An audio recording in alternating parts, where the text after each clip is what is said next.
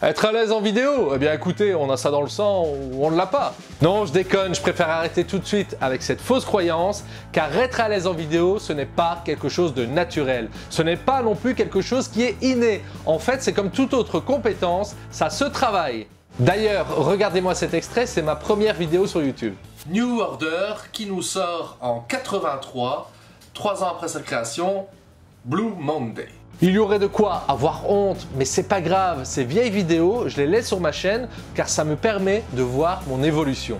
En fait, si je vous montre ça, c'est pour vous prouver que vous aussi, vous pouvez y arriver. C'est comme pour tout, il faut y travailler, puis forcément, ça va devenir plus facile avec le temps. Cela fait maintenant plusieurs années que j'ai osé me placer devant une caméra, ça n'a pas été chose facile, et en vrai, le plus difficile, c'est de se lancer. C'est un exercice qui demande vraiment de sortir de sa zone de confort, mais si c'est ce que vous souhaitez au fond de vous, imposez-vous de réaliser des vidéos, quitte à ne pas les publier si jamais vous n'êtes pas satisfait. Mais vraiment, le plus dur est de se mettre devant la caméra et d'appuyer sur le petit bouton. Pour vous aider à ça, j'ai 6 conseils à vous donner ainsi qu'un exercice qui va vous permettre de devenir plus à l'aise devant une caméra très rapidement. Mon premier conseil serait de prendre confiance en vous. Acceptez qui vous êtes avec vos qualités et vos défauts. Soyez vous-même parce que tout simplement, certains défauts seront des qualités pour les personnes qui vous regardent. N'ayez pas peur de ce qu'on va penser de vous, car dans toutes les situations, il y aura toujours des personnes pour critiquer, mais il y aura aussi toujours des personnes pour vous faire avancer. Mon deuxième conseil est de relativiser sur la portée des vidéos. Je sais bien qu'au début, on essaie que tout soit parfait, mais vous n'allez pas faire des millions de vues, en tout cas pas tout de suite. Elles vont très vite tomber dans l'oubli, donc pas besoin de stresser, relativiser.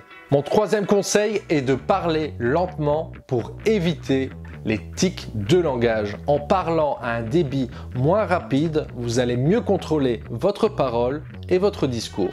Quatrième conseil, détendez-vous, soyez relax. Si vous êtes stressé, votre public le sera aussi. Rappelez-vous de ces élèves, d'ailleurs j'en faisais partie, qui à l'école lisaient leurs feuilles d'exposé tout en tremblant. C'est pas quelque chose de visuellement agréable car on est plus concentré sur le stress de l'orateur que sur son discours. Donc si vous voulez être entendu, déstressez. Cinquième conseil, essayez de faire votre montage vous-même. C'est grâce à cet exercice que vous allez prendre conscience de toutes vos erreurs, de tout ce qui aurait pu être amélioré. Je vous avoue qu'au début, j'ai eu beaucoup de mal à m'écouter car, comme beaucoup de monde, je n'aime pas m'entendre parler. Et là, c'est encore pire car généralement, dans les vidéos, on est hésitant, on n'est pas sûr de soi, c'est vraiment difficile. Mais après, ça devient une habitude, on ne relève même plus nos hésitations, on prend du recul et on arrive à monter nos images sans être perturbé. Sixième et dernier conseil, préparez vos textes. Prenez le temps de rédiger un script que vous allez imprimer et que vous allez garder près de vous. Si vous faites tout en impro total, vous risquez de perdre en fluidité et surtout de vous éparpiller. Écrire ces textes permet de garder une structure, une idée logique et surtout de garder l'attention de votre public. Soyez simple et efficace. Pour terminer, j'aimerais vous proposer un exercice qui va vous permettre de devenir à l'aise en vidéo très rapidement.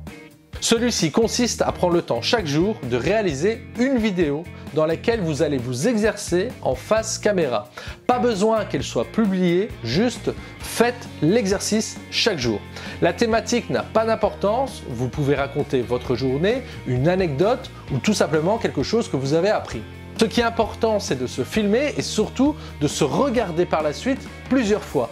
Imposez-vous cet exercice chaque jour et tous les 10 jours, vous regardez votre première vidéo. Vous allez voir l'aisance et l'assurance que vous allez prendre. Si faire des vidéos, c'est quelque chose qui vous attire, faites-le. J'ai mis des années avant de me lancer, mais maintenant que c'est fait, je ne le regrette pas. Vous pouvez y arriver, ne vivez pas dans la frustration et passez à l'action. Encore un grand merci à tous pour votre soutien dans mon grand challenge. Pour celles et ceux qui ne sont pas au courant du défi que je me suis lancé, vous pouvez le retrouver ici. C'était Marathon, portez-vous bien et à demain. Ciao!